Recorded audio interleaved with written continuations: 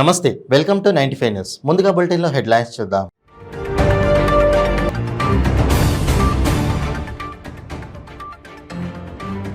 సంగారెడ్డి నియోజకవర్గంలో మంత్రి హరీష్ రావు పర్యటన. బీసీ బంధు లబ్ధిదారులకు ₹1,00,000 చెక్కులు అందజేత.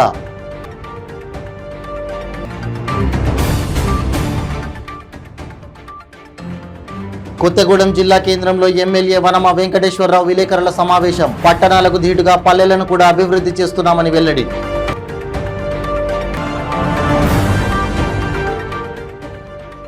విశాఖలో కొనసాగుతున్న జనసేన అధినేత పవన్ కళ్యాణ్ వారాహి యాత్ర.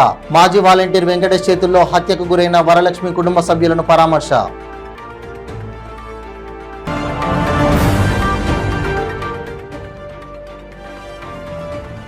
నెల్లూరు నగరంలో మహాశక్తి కార్యక్రమం. మహిళల కోసం ప్రవేశపెట్టిన సంక్షేమ పథకాలను వివరించిన మాజీ మంత్రి నారాయణ. ఇక ఇప్పుడు బులెటిన్లో డీటెయిల్స్ చూద్దాం. సంగారెడ్డి నియోజకవర్గంలో బీసీ బంధు ద్వారా ₹1,00,000 ఆర్థిక సాయం చెక్కుల పంపిణీ కార్యక్రమానికి రాష్ట్ర ఆర్థిక వైద్యారోగ్య శాఖ మంత్రి హరీష్ రావు ముఖ్య అతిథిగా హాజరయ్యారు. 300 మంది లబ్ధిదారులకు ₹1,00,000 చెక్కుల పంపిణీ చేసి అనంతరం కార్యక్రమంలో పంచాయతీ సెక్రటరీలను రెగ్యులరైజ్ చేస్తూ ఉద్యోగ నియామక పత్రాలను అందించారు. ఇదే క్రమంలో సైదాపూర్, గంగాపూర్, మారేపల్లి గ్రామాలకు సంబంధించి లబ్ధిదారులకు ఇళ్ల స్థలాల ప్రొసీడింగ్స్ మంత్రి అందించారు.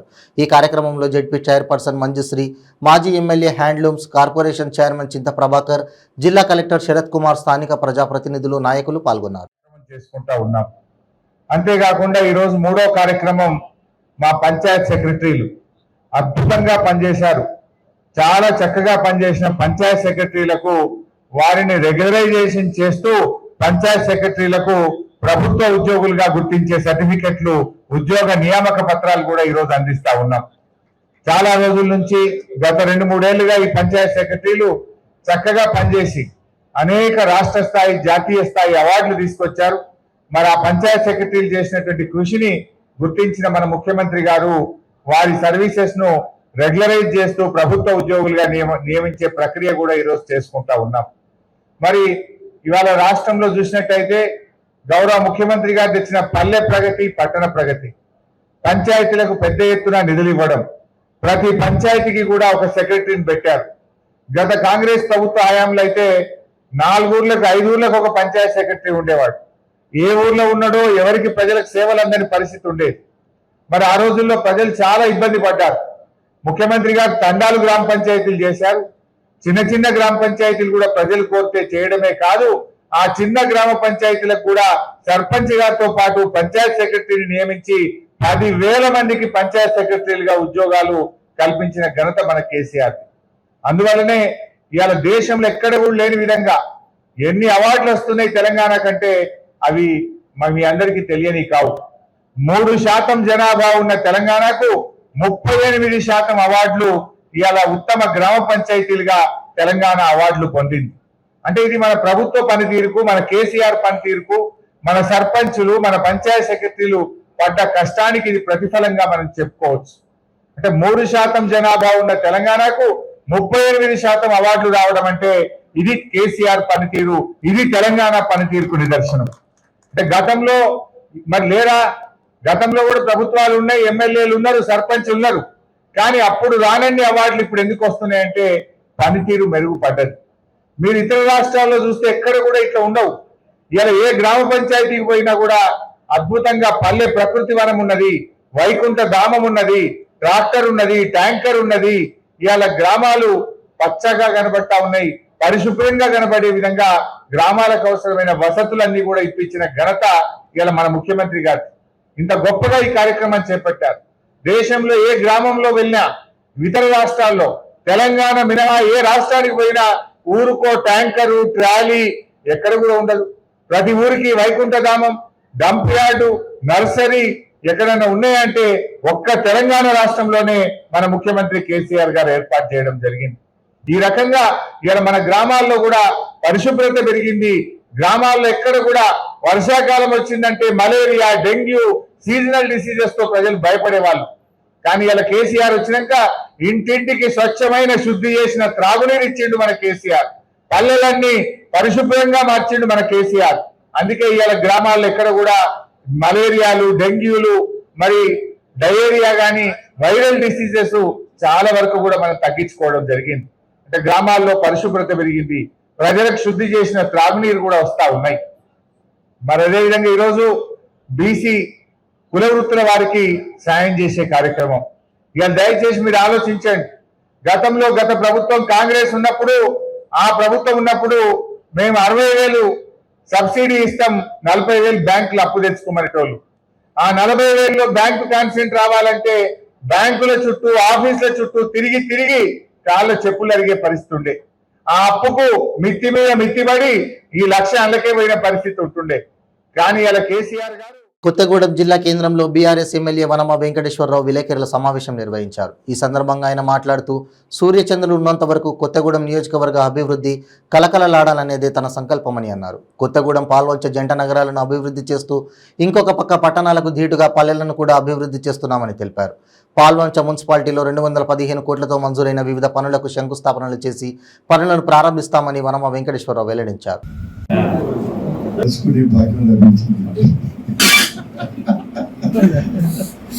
నేను దీన్ని అదృష్టంగా భావిస్తా ఉన్నా. ఎందుకంటే నాకు మీరు, నేను మీకు ఈ వినడాన్ని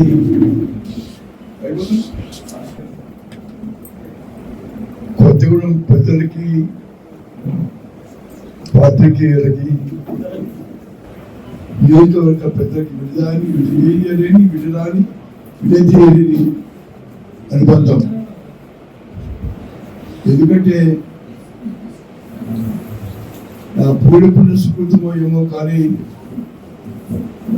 భగవంతుడు కొత్తగూడెం నియోజక ప్రజలకి సేవ చేయాలి, సేవ చేయడం జరుగుతుంది. ఇంకా సేవ చేయాలని భగవంతుడు ఆశీర్వాదం ఇచ్చారని అనుకుంటున్నాను. నాకు విశ్వాసం ఈ ధర్మం, న్యాయం మీద. అంతేగాని భగవంతుడు కూడా నాకు మంచి జరుగుతుందనేది భగవంతుడు నా విశ్వాసం. భగవంతుడు అదే ప్రజలు కూడా, కొత్తగూడెం ప్రజలు ఎవరైనా, ఏ నియోజక ప్రజలు ఎవరైనా, ఏ పార్టీ వారైనా సమస్య కాదు. నాకు వారికి అటువంటి అవినాభావ సంబంధం ఉంది. ఎవరైనా కుట్రలు పడినా, ఎవరిని అవాంతరాలు కల్పించినా భగవంతుని ఆశీర్వాదం, కేసీఆర్ యొక్క ఆశీర్వాదం, భగవంతుని తర్వాత భగవంతుడైన కేసీఆర్ ఆశీర్వాదం, కొత్తగూడెం ప్రజల ఆశీర్వాదం, పౌరం పుష్కలంగా ఉన్నాయి. ఆశీర్వాదం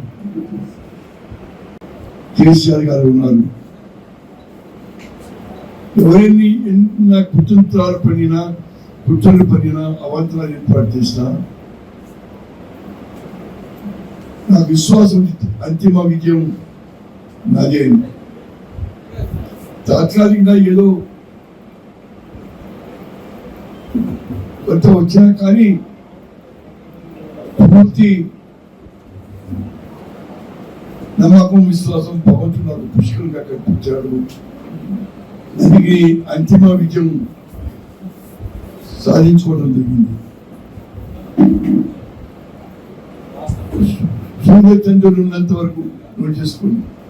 సూర్యచంద్రులు ఉన్నంత వరకు కొత్తగూడెం నియోజకవర్గం కడకడ రావడాలనేదే నా ధ్యేయం. ఎప్పుడు కూడా ప్రజలు సుఖంగా, సంతోషంగా ఉండాలనేది నా కోరిక. కొత్తగూడెం నియోజకవర్గం అంతేకాకుండా ఈ మధ్యన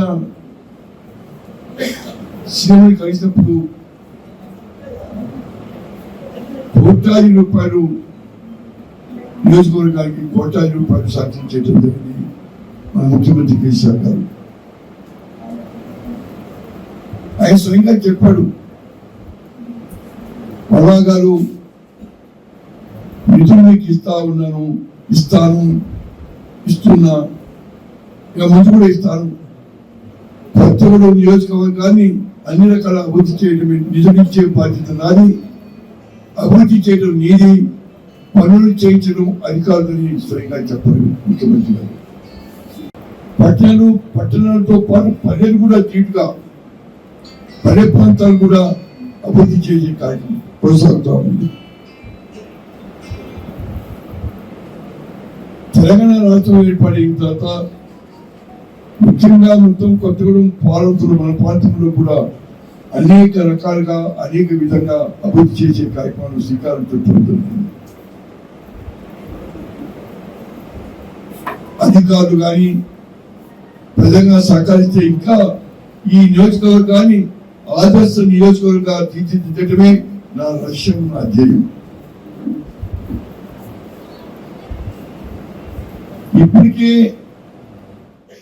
విశాఖలో జనసేన అధినేత పవన్ కళ్యాణ్ వారాహి యాత్ర కొనసాగుతోంది. సుజాతా నగర్లో మాజీ వాలంటీర్ వెంకటేష్ చేతుల్లో హత్యకు గురైన వృద్ధురాలు కోటగిరి వరలక్ష్మి కుటుంబ సభ్యులను పవన్ పరామర్శించారు. వరలక్ష్మి కుటుంబానికి జనసేన పార్టీ అండగా ఉంటుందని ఆయన చెప్పారు. వాలంటీర్లను తీసుకునేటప్పుడు పోలీస్ వెరిఫికేషన్ చేయాలని డిమాండ్ చేశారు.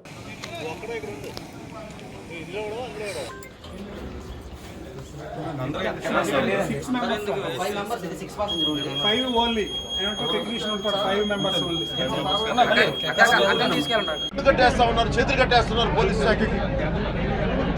జనసేన అద్భుతాలు చేస్తే నేను చెప్పట్లా, వ్యవస్థల్ని సక్రమంగా పని చేయిస్తే ఏమీ జరగవు. మనుషులు తప్పులు చేయకుండా ఉంటుంది. మానవ మనసుకు సంబంధించిన విషయం అది, ప్రవృత్తికి సంబంధించిన విషయం అది. అందుకని జనసేన ఉన్నది ఏ వ్యవస్థలు అయితే ఉన్నాయో వాటిని బలోపేతం చేయడం జనసేన ముఖ్య ఉద్దేశం. అలాగే శాంతి భద్రతలు చాలా బలంగా అనుకోవడం కూడా మా అభిమతం. చాలా ప్రయత్నం చేస్తూ ఉన్నాం. ముఖ్యంగా విశాఖపట్నం క్రైమ్ రేట్ చాలా తక్కువ ఉండేది. ఈ రోజున అత్యధికంగా మహిళలు మిస్ అయిపోయింది ఉత్తరాంధ్ర ప్రాంతం నుంచి. అత్యధికంగా చిన్నపిల్లలు కిడ్నాపింగ్ గురయ్యి హ్యూమన్ ట్రాఫికింగ్ జరుగుతుంది ఈ రోజున ఈ ఆంధ్రప్రదేశ్, ముఖ్యంగా విశాఖపట్నం నుంచి. ప్రతి ఒక్కరికి, మీడియా సన్నిహితులు, మీ మిత్రులందరికీ నా కోరిక ఒకటే, నా విన్నపం ఒకటే, దయచేసి అందరికీ తెలియజేయండి. చిన్న బిడ్డలను ముఖ్యంగా పెద్దవాళ్ళని జాగ్రత్తగా కాపాడుకోమని చెప్పండి. ఏ మాత్రం అనుమానాస్పదంగా 1-10 సార్లు వస్తున్న ఆ రిలేటెడ్ కన్సర్న్ పోలీస్ స్టేషన్స్కి దయచేసి ఇన్ఫర్మేషన్ ఇవ్వండి. లేదంటే సోషల్ మీడియాలో పెట్టండి, కన్సర్న్ పోలీస్ అఫీషియల్స్ చెప్పండి. లేదంటే మిగతా వాళ్ళ వైసీపీ నాయకులు కూడా చెప్పండి, వాళ్ళు కూడా ఏదైనా చేస్తారో చూద్దాం. అలాగే జనసేన నాయకుల దగ్గర తీసుకురండి. అలాగే బీజేపీ, తెలుగుదేశం, ఏ పార్టీలు, సిపిఐ, సిపిఎం ఏ నాయకులు అయితే ఉన్నారో వాళ్ళందరికీ తెలియజేయండి. స్థానిక నాయకులు కూడా ఇలాంటి సమస్యలు ఉన్నాయని, భవిష్యత్తులో ఇలాంటి పునరావృతం కాకుండా ఉండాలని మా అభిమతం, మా ప్రయత్నం కూడా. ఈ సంఘటనకి చాలా మీ అందరి సహాయ సహకారాలు చాలా అవసరం, మీడియా వారిది. ఇవన్నీ బయటికి నెల్లూరు నగరంలో మహాశక్తి కార్యక్రమం జరిగింది. ఈ సందర్భంగా మాజీ మంత్రి, సిటీ నియోజకవర్గ ఇన్ఛార్జ్ పొంగూరు నారాయణ 54, 52, 47 డివిజన్లలో పర్యటించారు. ఈ సందర్భంగా డివిజన్లలోని స్థానిక టీడీపీ నాయకులు, కార్యకర్తలు, మహిళా నాయకురాలు ఆయనకు ఘన స్వాగతం పలికారు. ముందుగా 54వ డివిజన్ జనార్దన్ రెడ్డి కాలనీలో జరిగిన మహాశక్తి కార్యక్రమంలో నారాయణ పాల్గొని ఇంటింటికి వెళ్లి చంద్రబాబు మహిళల కోసం ప్రవేశపెట్టిన సంక్షేమ పథకాలను వివరించారు. అక్కడి నుంచి 52వ డివిజన్ రంగనాయకులపేటకు చేరుకున్నారు. శ్రీ తల్పగిరి రంగనాథ స్వామి వారిని దర్శించి ప్రత్యేక పూజలు నిర్వహించారు. డివిజన్లోని ఇంటింటికి వెళ్లి టీడీపీ హయాంలో జరిగిన అభివృద్ధిని ప్రజలకు తెలియజేశారు. ఈ మహాశక్తి ప్రోగ్రాం నెల్లూరు సిటీలో అనూహ్యమైన స్పందన ఉంది. ఈ రోజుతో ఫస్ట్ ఫేజ్ యాక్చువల్గా పూర్తవుతుంది. దాదాపు 40,000 ఇళ్ళని మా కార్యకర్తలు విజిట్ చేయటం, మహిళా కార్యకర్తలు వాళ్ళు చక్కగా ప్రతి ఒక్కరికి ఈ మహాశక్తిలో ఉన్న కార్యక్రమంలో ఉన్న అంటే ఏదైతే మేనిఫెస్టోలో పెట్టారో వాటన్నిటి చక్కగా వివరించారు. మొదటిది, పిల్లలు ఇంట్లో ఎంతమంది చదువుకుంటుంటే అంతమందికి 15,000 ఇచ్చేటట్టుగా ఒక కార్యక్రమాన్ని ఇచ్చారు.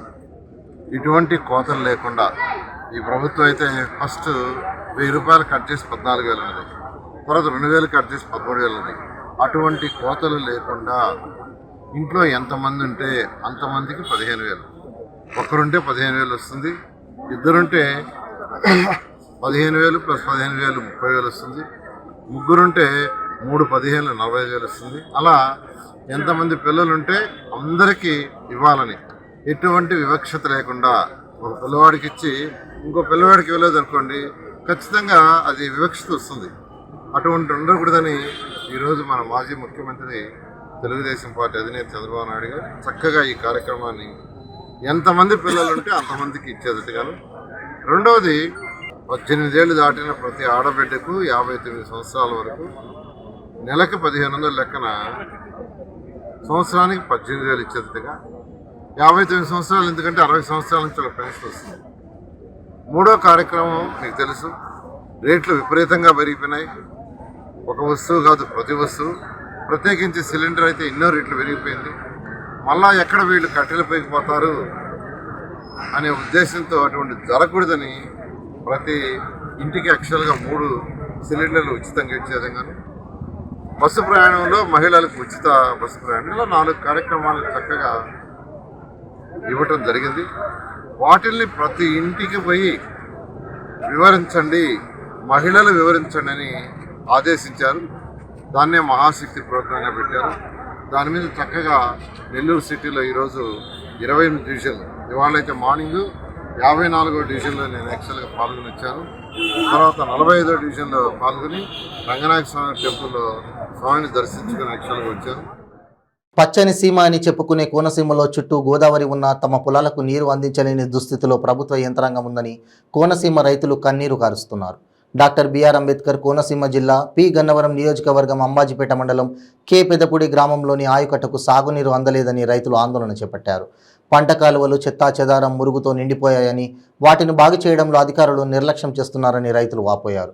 కె పెదపూడి గ్రామంలో 550 ఎకరాల ఆయకట్టు ఉందని, ఆకుమడి వేసి సాగునీరు కోసం గత 45 రోజులుగా ఎదురు చూస్తున్నామన్నారు. నీరు అందక పంట పొలాలు ఎండిపోయే స్థితికి చేరుకున్నాయని కన్నీరు మున్నీరవుతున్నారు. రైతుకు న్యాయం, న్యాయం, రైతుకు న్యాయం, సాగునీరు, సాగునీరు, సాగునీరు. ఈరోజు రైతుల ఒక పరిస్థితి దయనీయమైనటువంటి పరిస్థితిలో రైతాంగం ఉందంటే గవర్నమెంట్ నిమ్మకు నీరెత్తినట్టుగా వ్యవహారం చేయడం చాలా శోచనీయమైనటువంటి విషయంగా మేము భావిస్తున్నాం. ఎందుకంటే సాగునీరు రాదు, మురుగునీరు దిగదు. మే నెలలో కాలువలు బాగు చేసుకునే పరిస్థితులు లేవు గవర్నమెంట్లో. అదే రకంగా ఈవేళ వర్షాలు 45 రోజులు ఆకుమల్లి కూడా పొట్ట దశలో ఉండవలసినటువంటి వరి ఈవేళ కలుపు దశలో ఉంది. అంటే రైతు ఏం చేస్తాడు? రైతును ఆదుకునేటటువంటి ఏ కార్యక్రమాలు చేస్తామంటున్నారు తప్ప రైతు దగ్గరకు వచ్చేటప్పటికి చాలా దయనీయమైనటువంటి పరిస్థితులు. గవర్నమెంట్ ప్రేక్షక పాత్ర వహిస్తుంది. ఇవాళ గవర్నమెంట్ కాదు, గత గవర్నమెంట్ అయినా ఈ గవర్నమెంట్ అయినా నాడు నేడు గవర్నమెంట్లు ప్రేక్షక పాత్ర వహించడం వల్ల రైతులకి ఆత్మహత్యలు సరైనంగా భావిస్తున్నారు. పంట పండించి దేశానికి అన్నం పెట్టేటటువంటి రైతుకి ఈ రకమైన పరిస్థితులు దాపరించడం ఎంతవరకు సమంజసమని రైతుల పక్షాన్ని మేము ప్రశ్నిస్తున్నాం. అదే రకంగా రైతు దిగాలైపోయినప్పుడు ఇది రాష్ట్ర ఆర్థిక పరిస్థితి మీద కాకుండా దేశ ఆర్థిక పరిస్థితి మీద కూడా ఇది ప్రభావం చూపించేటటువంటి పరిస్థితులు ఉన్నాయి. కాబట్టి తక్షణం దీని మీద డ్రైనేజీ వ్యవస్థని అలర్ట్ చేసి ముందు రైతులకి చేరువుగా ఉండవలసినటువంటి ఏళ్ళినటువంటి ప్రభుత్వాలు ముందు వాటి మీద దృష్టి పెట్టవలసిందిగా రైతుల పక్షాన మేము చెప్తున్నాం. ఒక రైతుగా మరి ఈవేళ ఉండేటువంటి పరిస్థితులు అంతంత మాత్రంగానే ఉన్నాయి. ఏ విధమైన సౌకర్యాలు లేవు. డ్రైనేజీ పూడికి కాదు, మురుగునీరు దిగడం కాదు. ఇక్కడ కే పెదపూడి వాయిగట్లో 550 ఎకరాలు ఉన్నప్పటికీ కూడా 50 ఎకరాలు ఊడ్చుకుండగా నిరుప్రయోగంగా ఉంది. ఊడ్చినటువంటి ఏమో డ్రైనేజీ కబ్జా అయిపోవడం వల్ల. భద్రాద్రి కొత్తగూడెం జిల్లా పాల్వంచ మండలం పాల్వంచలో ఎక్సైజ్ ఎన్ఫోర్స్మెంట్ అధికారులు 108 కేజీల అక్రమ గంజాయి పట్టుకున్నారు. ఛత్తీస్గఢ్ మల్కాజ్గిరి నుంచి ఢిల్లీకి అక్రమంగా కారులో రవాణా చేస్తున్న 108 కేజీల గంజాయి స్వాధీనం చేసుకుని 2 వ్యక్తులను అరెస్ట్ చేశారు.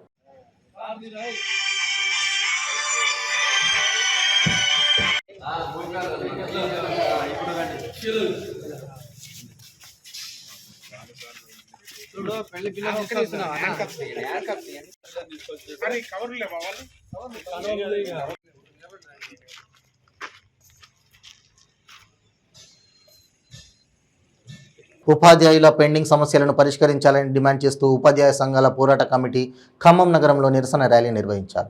నగరంలోని పెవిలియన్ గ్రౌండ్ నుండి పాత కలెక్టరేట్ వరకు నిరసన ర్యాలీ కొనసాగింది. ప్రభుత్వ విద్యారంగంపై నిర్లక్ష్య వైఖరిని విడనాడాలని డిమాండ్ చేశారు.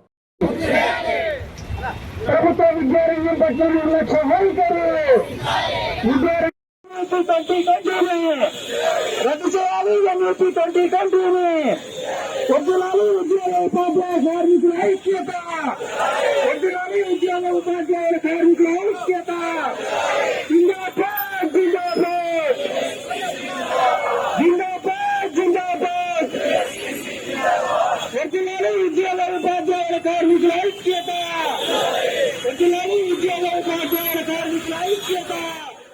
నందిగామ శివారు డివిఆర్ కాలనీలో రెవెన్యూ మున్సిపల్ అధికారులు నిర్లక్ష్యంగా వ్యవహరించారు. నిర్మాలంలో ఉన్న ముత్యాలమ్మ తల్లి గుడిని అధికారులు ఎలాంటి సమాచారం ఇవ్వకుండా కూల్చివేశారు. హిందువుల మనోభావాలను దెబ్బతీసే విధంగా నిర్మాణంలో ఉన్న గుడిని కూల్చివేయడం పట్ల హిందూ ధార్మిక సంఘాలు, కాలనీవాసులు తీవ్ర ఆగ్రహం వ్యక్తం చేస్తున్నారు. అనుమతి లేకుండా ప్రభుత్వ భూమిలో విగ్రహాలు లేని గుడి నిర్మాణం చేయడం వల్ల కూల్చివేసినట్లుగా అధికారులు తెలిపారు. ఏర్పడి దాదాపు 18 సంవత్సరాలు అవుతుంది. 18 సంవత్సరాల నుంచి 3 ప్రభుత్వాలు మారినప్పటికీ కూడా గుళ్ళు కూల్చే కార్యక్రమం ఏ ప్రభుత్వం కూడా తీసుకోలేదు. ఎందుకంటే ఇవాటికి ఎన్నోసార్లు మేము అర్జీలు పెట్టున్నాం. ఇక్కడ బడి కట్టండి, పిల్లలు చదువులకు ఇబ్బంది పడుతున్నారు, 1000 కుటుంబాలు ఉండి పిల్లలు చదువులు దూరం అవుతున్నారని చెప్పి మేము మొరబెట్టుకుంటే దాన్ని పట్టించుకొని ప్రభుత్వం ఇలా గుడి కూల్చే హక్కు వాళ్ళకి ఎవరు ఇచ్చారు? ఇప్పటికీ ఈ భూమి ఎండోమెంట్ కింద ఉంది. ఎండోమెంట్ వాళ్ళు వస్తున్నారు. ఎండోమెంట్ దాడులను తప్పుకోవాలా, ప్రభుత్వ దాడులను తప్పుకోవాలా? ఈ 1000 కుటుంబాలు ఎక్కడ ఏం చేద్దాం అనుకుంటుంది ఈ ప్రభుత్వం? ఒకసారి ఈ గుడి కూల్చిన దొంగలు తేల్చాలి. ఈ గుడి ఎందుకు కూల్చారో కూడా మాకు సమాధానం చెప్పాలి. ఇప్పుడు మేడా గారు అన్నట్టుగా ఈ గుడి మళ్ళీ పునర్నిర్మించిన దాకా ఈ 1000 కుటుంబాలకు మేము అండగా ఉంటాం. సిపిఎం పార్టీగా విశ్వాసం అనేది అది వ్యక్తిగతం. అది మనం ఆది మానవుడు అమ్మ కడుపునే పుట్టింది అంటే జెండా దండం పెట్టు, ఆ గుడికి దండం పెట్టు అన్నారు తప్ప ఆ రోజుల్లో ఇంత టెక్నాలజీ డాక్టర్లు లేరు. ఆ కాలంలో కూడా మన కడుపులు లేపి తగ్గింది అంటే ఇవాటికి వాడ కొనకపోతే ఆ ముత్యాలమ్మ తల్లికి నీళ్లు పోసుకుంటారు. ఇవాటికి పిల్లలు పెళ్లిళ్ళు చేసుకోవాలంటే ఆ ముత్యాలమ్మ తల్లికి నీళ్లు పోసుకుంటారు. మీకు ఏ పాపం చేశారు ఈ కాలనీ వాళ్ళు ఇంత పసిగట్టడానికి? రాజకీయాలు వద్దు. మీరు ఏమన్నా కావాలి అంటే అభివృద్ధి చేయండి. మీకు అభివృద్ధి చేయటం చేత కాదు, ఇలా పట్టాలు ఇటో చేత కాదు. ఈ 1000 కుటుంబాల్లో మీకు ఏం జోక్యం ఉందని చెప్పి మీరు ఇక్కడ గుడి కూల్చే హక్కు మీకు ఏడుందని చెప్పి నేను సిపిఎం పార్టీగా ప్రశ్నించదలిచా. ప్రజల విశ్వాసం మీద దెబ్బతీయొద్దు, మత విశ్వాసాల మీద దెబ్బతీయొద్దు, ఇక్కడ మతాలను రెచ్చగొట్టొద్దు. ఏదన్నా ఉంటే మన లౌకిక దేశం రాజ్యాంగంలో అంబేద్కర్ ఇచ్చిన రాజ్యాంగంలో లౌకిక తత్వాన్ని కాపాడండి. ఇట్లా గుడులు కూల్చి మత విద్వేషాలు పెట్టి ప్రజల మధ్య చిచ్చు పెట్టొద్దని చెప్పి నేను ఈ అధికారులు కూల్చిన వాళ్ళ దొంగల్ని కూడా ఎమ్మటే ఈ గవర్నమెంట్ ఈ చట్టం ఎవరు కూల్చారో తేల్చాలి. అది ఎందుకు కూల్చారో తేల్చాలి. దేవుడి విశ్వాసాల మీద ఈ ప్రజల మీద ఎందుకు దెబ్బతీశారో కూడా తేల్చాలి. అందుకోసం ఈ పూజలు ఇక్కడే జరుగుతాయి. మేము కూడా సిపిఎం పార్టీగా వాళ్ళకి అండగా ఉంటాం.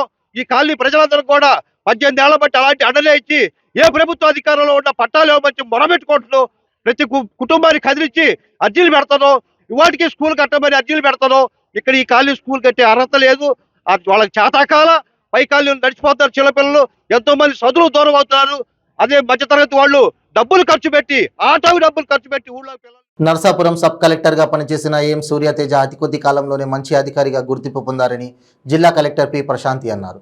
ఎం సూర్యతేజ మొదట posting Narsapuram revenue division sub కలెక్టర్గా నియమితులయ్యారని, ఆయన 10 నెలల పాటు నర్సాపురం రెవెన్యూ డివిజన్ సబ్ కలెక్టర్గా పనిచేస్తూ కొత్తగా ఏర్పడిన తాడేపల్లిగూడెం రెవెన్యూ డివిజన్ ఇన్ఛార్జి అధికారిగా, తణుకు పురపాలక సంఘం ప్రత్యేక అధికారిగా పనిచేస్తూ ఏలూరు జిల్లా కోటరామచంద్రపురం ఐటీడీఏ ప్రాజెక్ట్ ఆఫీసర్గా బదిలీపై వెళ్లారు. బదిలీపై వెళ్లిన సబ్ కలెక్టర్ ఎం సూర్యతేజకు నర్సాపురం మరియు తాడేపల్లిగూడెం రెవెన్యూ డివిజన్లో పనిచేస్తున్నటువంటి రెవెన్యూ అధికారులు, సిబ్బంది సబ్ కలెక్టర్ సూర్యతేజ దంపతులను ఘనంగా సన్మానించారు. సిఎస్ గారు ఒక 2 days ఇంటరాక్టివ్ సెషన్ కి ఇన్వైట్ చేయడం జరిగింది. అప్పుడు నేను సిఎస్ గారి దగ్గర ఉండేదాన్ని. అందరూ నార్మల్ గా సిఎస్ గారి చెప్తుంటే వింటున్నారు, బట్ సూర్య మాత్రం నోట్ చేసేస్తున్నారు. యాక్చువల్గా అప్పట్లో ఉన్న సిఎస్ గారు సమీర్ సార్, ఆయన ఒకప్పుడు ఇక్కడ సబ్ కలెక్టర్, ఆయనతో వర్క్ చేసిన కొందరు ఇప్పుడు సూర్యతో కూడా వర్క్ చేస్తున్నారు. సో ఆయన బేసికల్గా అకాడమిషియన్.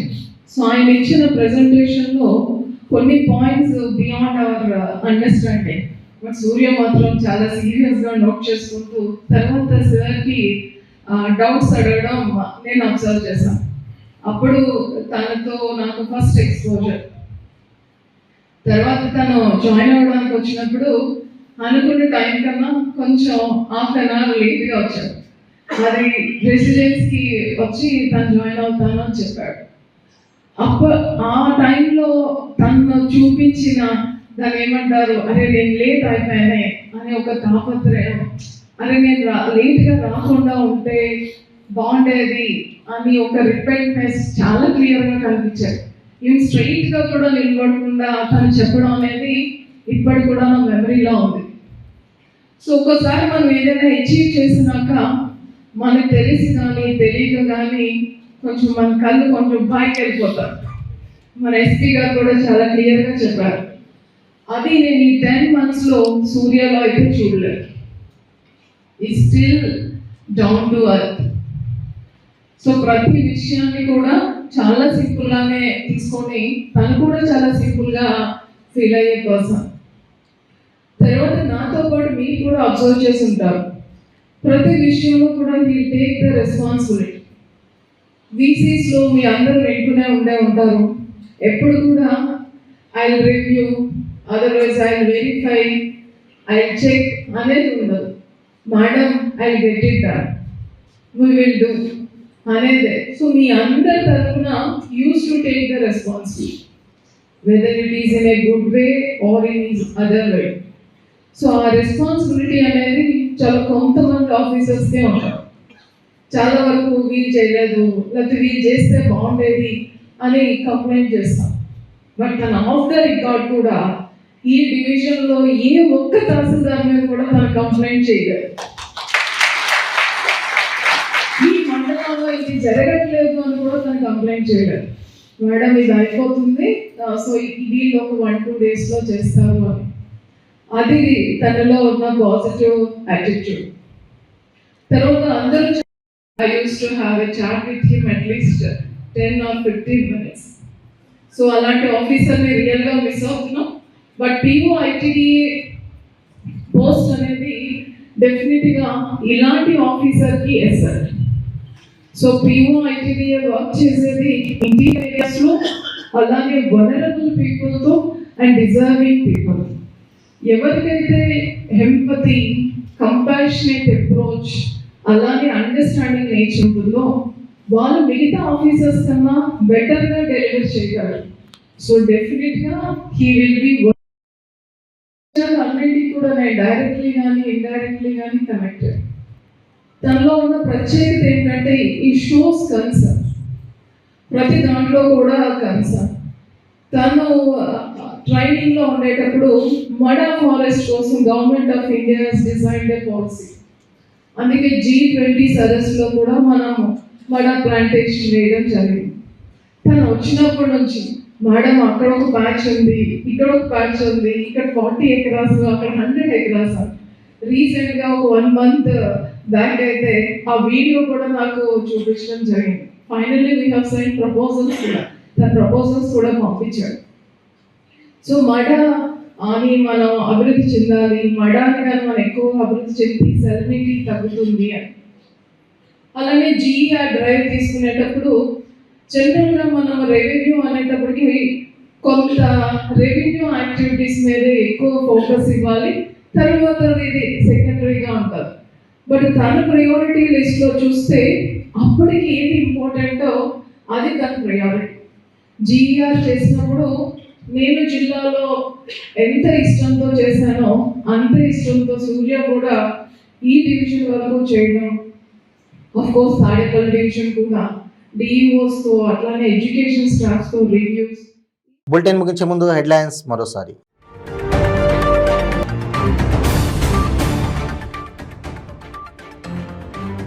సంగారెడ్డి నియోజకవర్గంలో మంత్రి హరీష్ రావు పర్యటన, బీసీ బంధు లబ్ధిదారులకు ₹1,00,000 చెక్కులు అందజేత.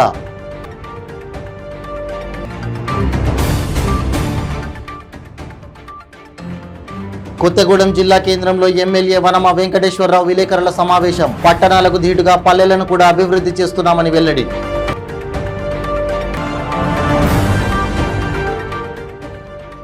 విశాఖలో కొనసాగుతున్న జనసేన అధినేత పవన్ కళ్యాణ్ వారాహి యాత్ర, మాజీ వాలంటీర్ వెంకటేష్ చేతుల్లో హత్యకు గురైన వరలక్ష్మి కుటుంబ సభ్యులను పరామర్శ.